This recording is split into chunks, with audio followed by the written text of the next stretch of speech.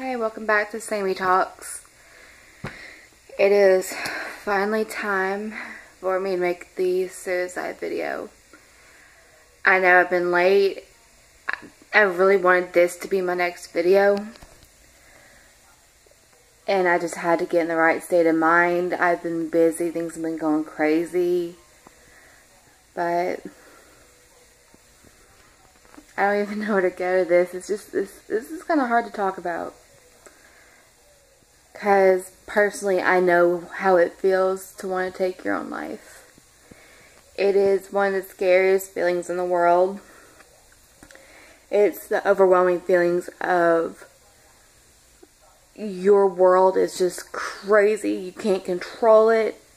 Things are never going to get better. You think that you messed up something so much, that you are so horrible. It's just either one problem blown up or it's a million problems blown up, and you think that there's no hope, or you think that the world is better without you. That is a terrible, terrible, terrible feeling. I wish that on nobody, not even people that I don't like.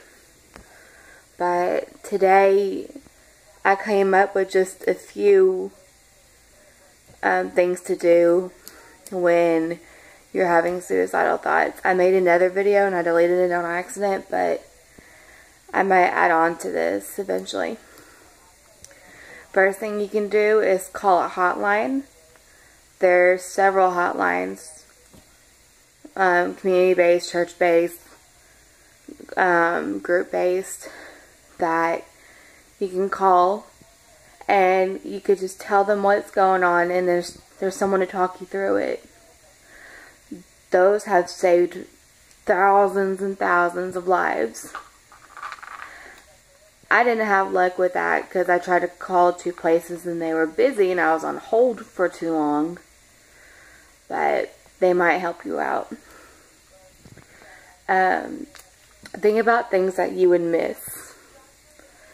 When I had my biggest suicidal thought and attempt stage, I was a young teenager. I was between about 11 and 14 or 15. I was going through all this parent, divorce, family mess. But I thought, you know, it would be good to see prom. It would be good to go to my graduation, finish middle school, finish high school. I want to drive. I want to get married. I want to have kids. And if I end my life right now, I wouldn't see any of that. I wouldn't be there for any of that. Speaking of that, something huge I forgot to actually write down. Somebody's going to miss you.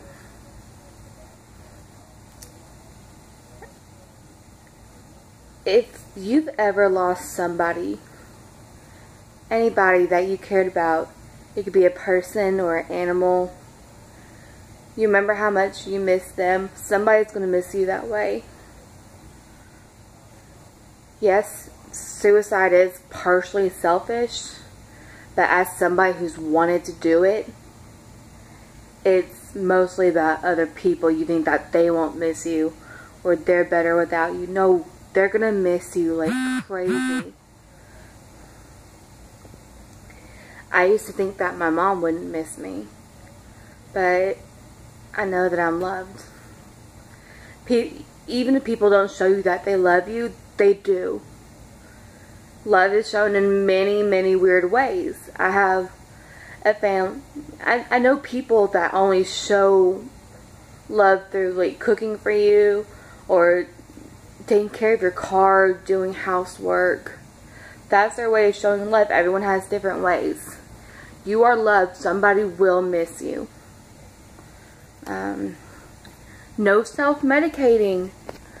As much as you want to take a bunch of pills, or you want to, that's too close, or as much as you want to smoke the weed or do some drugs, drink a lot, that's not going to help. That's going to make things worse when you're intoxicated, inebriated, whatever you want to call it. That makes your thoughts worse. You either get more depressed or you get completely freaking manic, go crazy and do something stupid that could be dangerous. This is something I used to do whenever I had my emergency plan. And my emergency plan was, I can tell whenever I was starting to get towards like a downfall.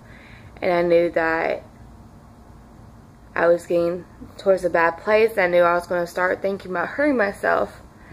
I would make what I call a safe place, which is I would stay in my room for as long as I needed to. I had a pocket knife collection. I would give my roommate, or I would give someone else my pocket knives. I'd hide things in my car. I would give somebody my keys in the car. I made sure that there was nothing that I could harm myself with within reach when I was starting to get depressed. Because if I had anything within my reach for too long, then it would be such easy access to hurt myself.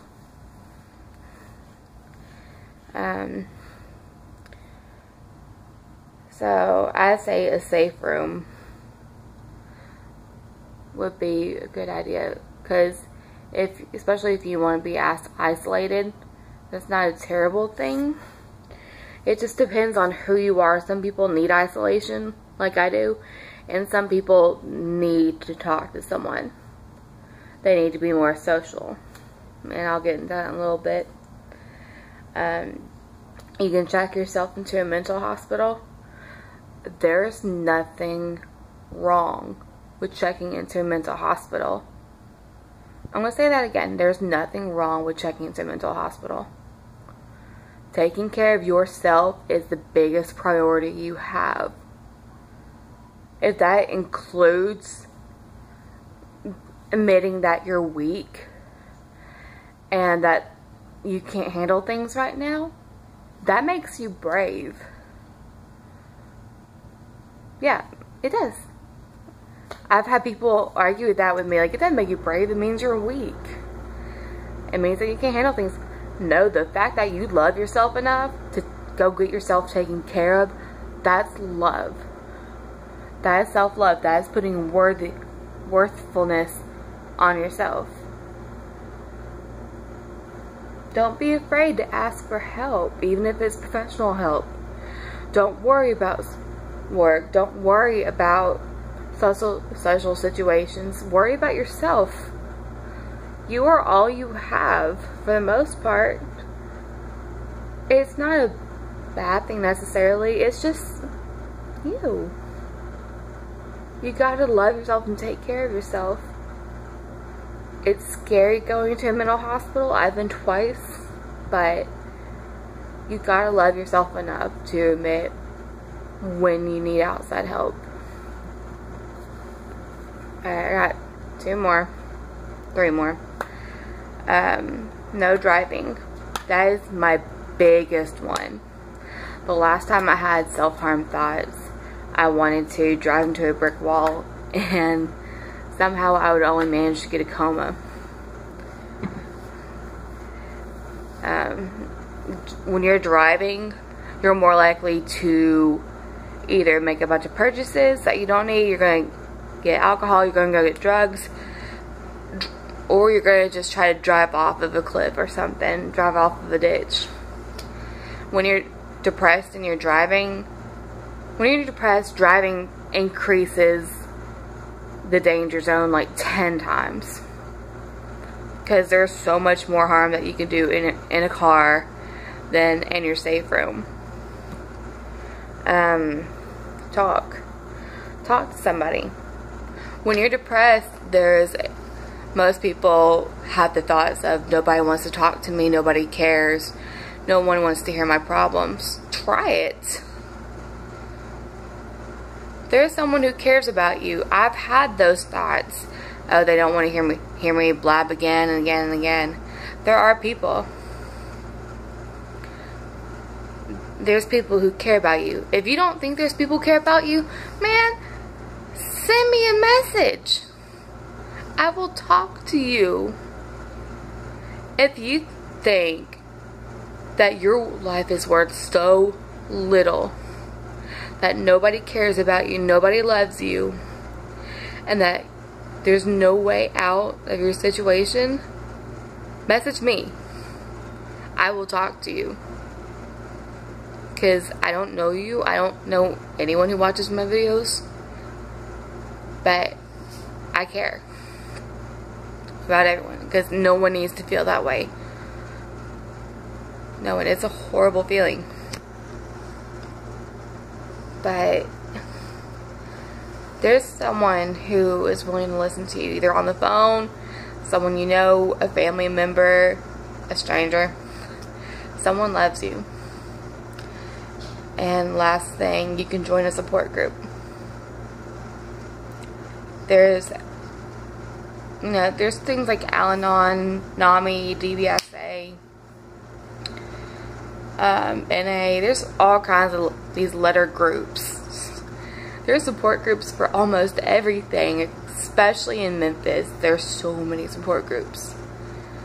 And if you find the right one, it's like family. You're going to find these people who've been through a lot of the things that you're currently going through. When I joined my support group, whenever I had some kind of issue, there was always someone who said, oh yeah, I went through that. Oh, I know how that was. I know how that felt. I've been there.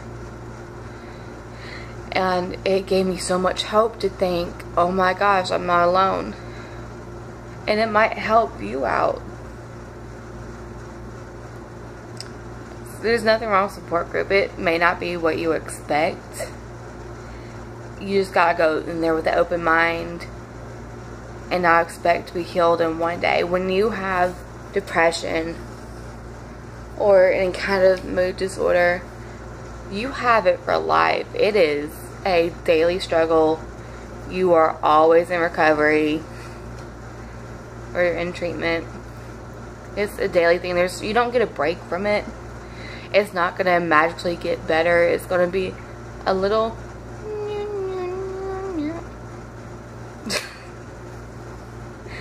it's going to have good days and bad days. But alright, this video is getting kind of long. I hope that some of these have helped you. Probably in a few months I'll make a sequel to this because it's a very strong subject. But I hope you all have a good day. And if you know someone who's going through struggle, share this video. Let's get the word out to people that they are loved. Alright.